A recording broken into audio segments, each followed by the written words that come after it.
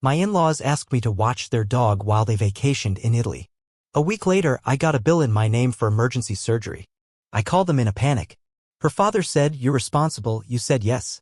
My wife said, "Just pay it." That's when I realized something about them I tried to ignore. That same day. I didn't want to write this at first. I thought maybe I was overreacting or that it'd blow over. But the longer I sat with what happened, the more it ate at me. This wasn't just about a dog.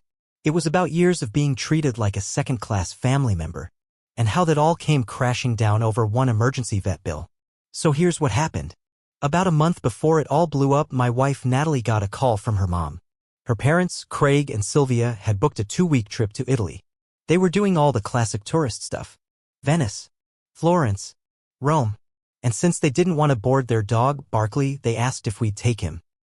Natalie put her mom on speaker. "Hey honey, do you think Andrew could watch Barkley while we're away?" I was standing in the kitchen making coffee. I looked at Natalie. She mouthed, "Please?" I said, "Yeah, sure.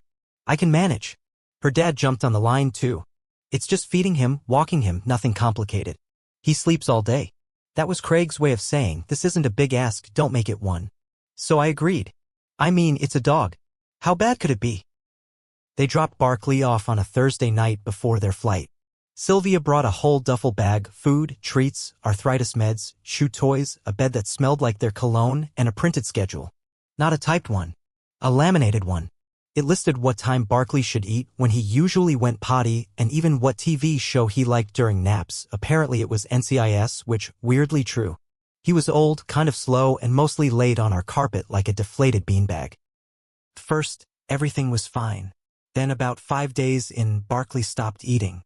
He whimpered when I picked him up. Wouldn't go near his food. Wouldn't poop. He started panting real heavy. It got worse overnight. I took him to the vet down the street. They checked him out, took some scans. The vet looked real serious. "He's got an obstruction," she said. "Looks like part of a rubber toy. Could be from his chew duct. We need to operate today or he might not make it." I stood there, heart racing. "How much are we talking?" She showed me the paperwork. $4,382. Give or take, depending on complications. She pushed a clipboard toward me. "We need a signature to proceed." My first thought was, call Craig. I called Natalie instead. I explained what was going on. She sounded more annoyed than upset. "Just sign it," she said. "We'll sort it out later." "Don't you think we should call your parents?" I asked. "It's their dog. They're probably on a boat right now in Venice.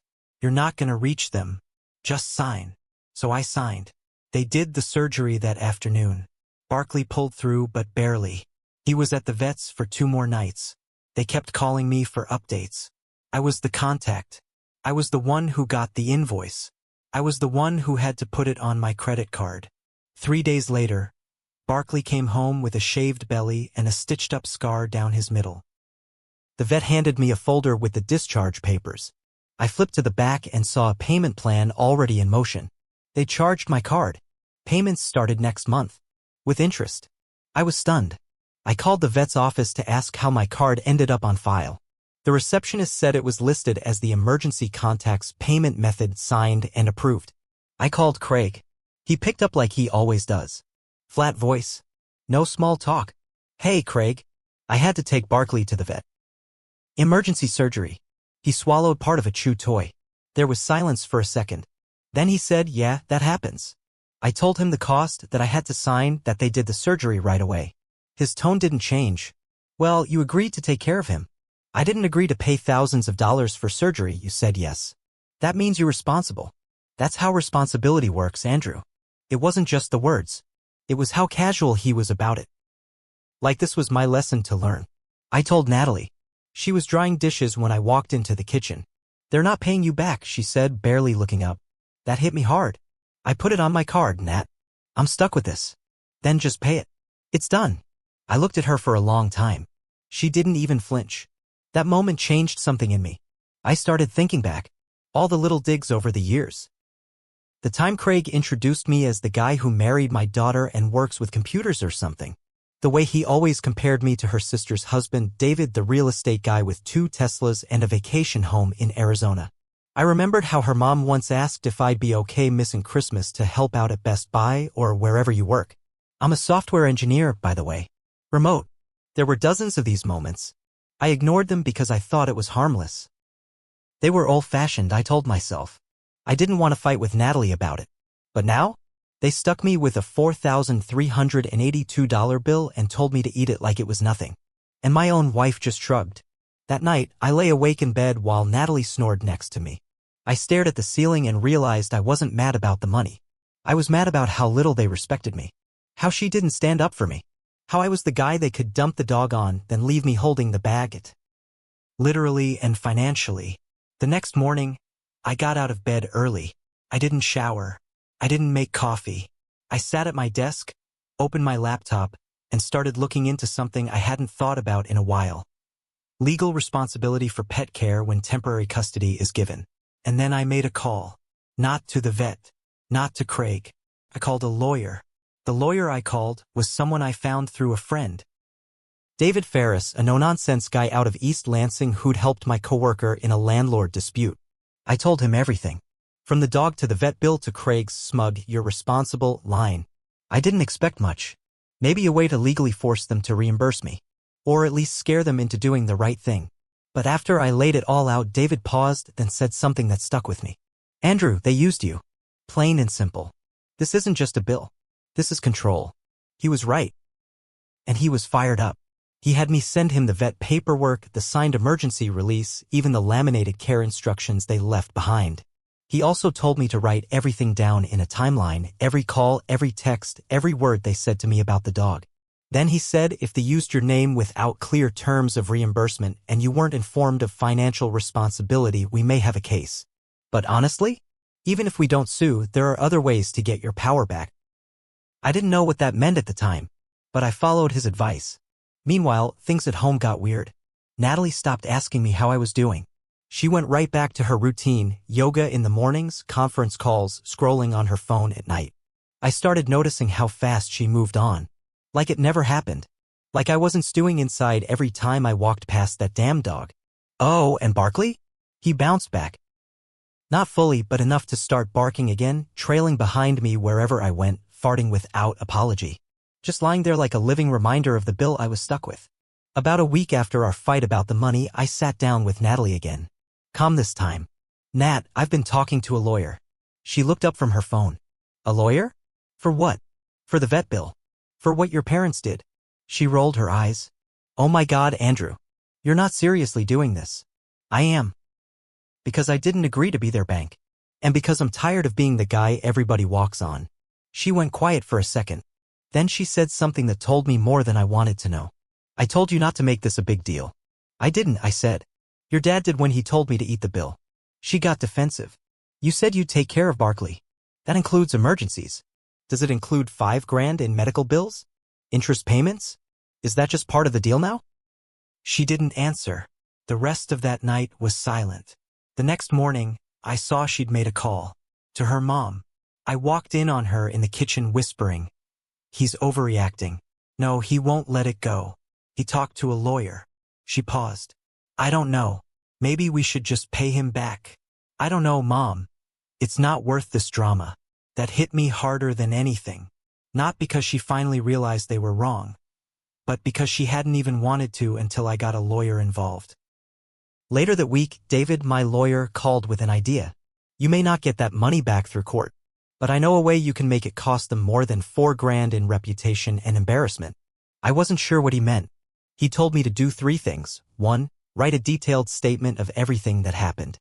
2. File a small claims case, not to win, but to make it public record. 3. Send one formal certified letter to Craig and Sylvia with the statement, a copy of the bill, and a message. "You have 10 business days to reimburse me. If not, this becomes a matter for public record and possibly your professional ethics board." Craig was a financial advisor. A very visible one. He served high-end clients in Detroit and had his face on a billboard near I-96. Public complaints, even small claims suits, didn't look good. I printed the letter on thick paper, mailed it certified, tracked the delivery. They signed for it 3 days later. That same night, Natalie got a call from her mom. She didn't pick up.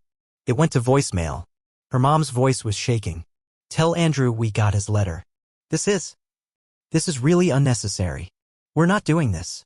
He's making us out to be criminals. Natalie just looked at me wide-eyed. You're serious about this, she said. Dead serious. That weekend, Craig called me himself. You think this is how family works? He snapped. Suing over a vet bill? You think family means lying to my face and dumping your responsibility on me? We didn't make you sign anything. You left me no choice. That dog was dying. He was quiet for a second. Then he said, if this goes on record, I'll make your life hell. There it was. The real Craig. Not the golf dad. Not the guy who smiled over wine. The threat didn't land the way he thought it would. I laughed. Then I said, good luck with that. I hung up. My hands were shaking, but I felt clear for the first time in years. Natalie didn't talk to me much after that. She started sleeping on the couch. Said she needed space. Said I was escalating things too far. But I couldn't stop now. I had something I hadn't had in years: leverage. What I didn't know was that Craig wasn't going to take this lying down. And neither was Natalie. A week later, I came home from work and found my office locked. When I asked Natalie what happened, she said, I had to protect some of my files. Her files? My office was the only workspace in the house. She didn't work from home. That's when I started checking around. Her laptop was gone. So was the big envelope of our joint financial documents I kept in the filing cabinet. I looked at her. What are you doing? I'm being careful, she said. Something deeper was going on, and I was about to find out just how far this family would go to protect each other and how little they thought of protecting me. I didn't sleep that night. I just lay there, listening to the creaks in the house and the hum of the fridge. Natalie stayed on the couch, scrolling through her phone with that blank expression she wore when she wanted to avoid a fight. But I wasn't interested in fighting anymore. I was watching. By morning, I knew something was off. She'd moved my things in the office. She didn't just take her laptop, she went through my locked drawer. The one with our tax records, joint account info, and my old hard drives. She never had the key. She must have used a butter knife or something to pry it open. I checked. The latch was bent. That was the first time I thought, she's not on my side at all. So I started digging. I checked our joint credit card. There were 2 charges I didn't recognize. One was for a luxury luggage store. The other was a wire transfer. It was only $750, but it was sent to a bank in Arizona. Under her sister's husband's name, David. The guy Craig always compared me to. I tried to stay calm. Maybe it was something innocent. A gift. A loan. But something didn't feel right. So I did something I never thought I'd do. I logged into Natalie's email. She never logged out on her tablet. She probably didn't think I'd ever look. But after what she did with the office, I felt justified. And that's when the whole picture started to unravel. There were emails between her and her parents going back weeks, maybe longer. Stuff like, if we push hard enough, he'll fold. He's passive. He won't make it legal. He can't afford to. If we get the money situation tight enough, he'll cave. Just hold steady. There was one that made my stomach drop. We've been too soft. This time, let's see what he's really made of. That wasn't about the dog. That was about me. It was all planned. Barkley was just the excuse. They wanted to test me, push me, break me down financially and emotionally. Craig's favorite game. See if I'd bow to pressure. And Natalie was in on it. Fully. I kept reading. That transfer to David? It wasn't a gift. It was repayment. For helping with documents. That was the part that broke me. I dug deeper. The hard drives I kept. One of them had copies of my client's software work, old freelance gigs, tax-deductible stuff. But another had backup financial data from before we merged accounts. I opened the drawer again. The backup drive was gone. They weren't just trying to test me. They were trying to trap me. Financially. Legally. Maybe even personally. I called David Ferris again. He told me to come to his office. Bring everything, he said. And I mean everything. So I did. Emails. Credit card statements. Pictures of the drawer. Copies of the vet bill. The laminated dog schedule. I even brought Barkley's chew toy in a bag. David sat quietly for a few minutes while reading. Then he looked up at me and said, "You're not just dealing with a bill, Andrew. You're dealing with a family system that uses control, guilt, and manipulation like a sport. I want out, I told him. He nodded. Then we do this in 2 parts. 1, we apply pressure where it hurts, public, legal, visible. 2, we prepare for the fallout at home. And if she's working against you, we protect your assets now. I followed his lead. We froze the joint account. I moved half into a private one under my name only. I canceled my credit cards and requested replacements with new numbers. I filed a formal police report for the missing drive, not because I thought I'd get it back, but because I wanted a paper trail. And then David filed a motion. Not just a small claims case, but a separate civil notice regarding financial misconduct and potential fraud related to Barclays' vet authorization. Once it was filed, it became searchable, public, linked to Craig's full name and credentials. The fallout started almost instantly. First, Craig called me again. This time, his tone was different. No threats, just cold anger. You're going to regret this, he said. I already regret marrying into this family, I told him. That must have hit hard. He hung up. The next night, Natalie left. She said she needed space. She took Barkley with her. Didn't even look at me as she carried his food bag out the door. She moved in with her sister. The same sister married to David. The same David who helped them with their little plan. 2 days later, I got an email from a shared acquaintance. Someone who works in financial services like Craig. The subject line was, "Dude, saw this today. Is this about your in-laws?" It was a link to a Reddit post. Not mine. Someone had posted about Craig's financial firm being involved in a quiet ethics complaint tied to a personal civil dispute over a vet bill. No names were given, but it was detailed. And a few people in the comments knew exactly who it was. Craig's business Yelp page got 2 new 1-star reviews that same day. Things were starting to crack. But I knew it wasn't over. Natalie hadn't said the last word. Craig definitely hadn't. And there was still one more move I hadn't made yet. One that would turn this mess into something they couldn't walk away from clean. I just needed to wait for the right moment. And that moment was coming fast. Natalie moved out. She didn't call. Didn't text. Not even to ask about bills or taxes or what I planned to do next. It was like I never existed. After nearly 7 years together, she was just gone. Craig and Sylvia went quiet too. No calls. No voicemails. No apologies. Just silence. Which told me something loud and clear. They were regrouping. Planning their next move. That's how people like them work. They don't admit guilt. They wait until they think they can strike back. But I was already 10 steps ahead. David, my lawyer, told me to sit tight. Let the rope tighten, he said. They'll try something soon. And he was right. About a month after Natalie left, I got a letter in the mail from a law office in Grosse Pointe. Fancy gold lettering. Very professional. It was a demand letter. They wanted me to drop the small claims case, withdraw the civil notice, and issue a formal apology for defaming a respected family and professional.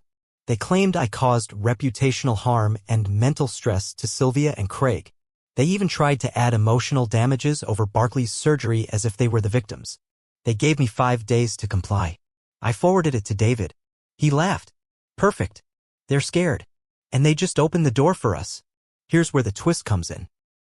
Remember the backup hard drive they took from my office? Turns out I had another. Same data. Full copy. I hadn't even remembered until I was clearing out an old junk drawer and found it wrapped in bubble wrap next to some expired earbuds. It had everything. Every tax return. Every joint transaction. Every email and financial move tied to our shared accounts, including a record of Natalie withdrawing $6,800 in small chunks right before she moved out. She took more than she was owed. She knew I was about to go nuclear, and she tried to cash out early. David said, "We file counters. All of them." So we did. We filed a response to the demand letter that not only denied all their claims, but included our own counter-demand for repayment, legal fees, and damages. We added bank records, email evidence, even a signed email from Craig himself telling Sylvia, "Andrew's too spineless to fight back." That was attached as Exhibit C. Within 3 weeks, Craig's firm was contacted by a regulatory compliance board. They opened an internal review on him. Why? Because a formal complaint had been filed with the state. Someone, anonymous, had submitted documentation showing he used personal relationships to manipulate someone financially under false pretenses. That someone was me, and that documentation was 63 pages long. Soon after, I found out from a former coworker of Natalie's that her sister's husband David, the guy who got that transfer, he was under audit because that repayment Natalie sent him, it looked suspicious, too large, not taxed, triggered a red flag with the IRS. I had nothing to do with that one. Karma just showed up on time. Natalie finally reached out. She emailed me from a new account with no name. Just said, "You win." They're pissed. I didn't know it would go this far. I didn't reply. Instead, I followed through with everything. I let the court handle the rest. Craig ended up settling. Quietly. Privately. He paid me back for the full vet bill plus $2,000 extra to cover legal costs. But the best part? That settlement became public record. It didn't say what it was for, but anyone who looked him up could see Craig S. Reynolds settled civil financial misconduct, 2025. And his firm? Lost 2 major clients over trust concerns. As for Natalie, we filed for divorce. She fought to keep the car, the furniture, half the savings. But the court saw the account records, the withdrawn money, the hard drive theft, and the emails. The judge gave me everything except her personal belongings and Barkley. She kept the dog. That part I was fine with. The best revenge wasn't the money or the court wins. It was the look on Craig's face when he saw I wasn't the quiet, easy-to-manipulate guy anymore. The guy he could screw over without consequence. The real revenge was that I walked away with my name clean, my finances secured, and their family reputation dragging through the mud. And the next time someone asks me to do a simple favor, I'll remember what happened when I said yes to watching a dog. They thought they had me on a leash. Turns out I was the one holding it all along.